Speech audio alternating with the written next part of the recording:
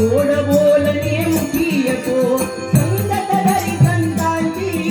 निंदा नको कुणाची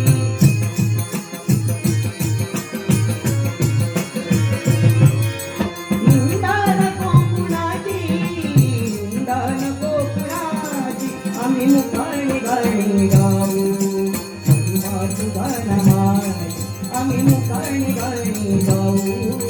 महिमा तुझा गुणाची आम्ही मुखाने गाणी गाऊ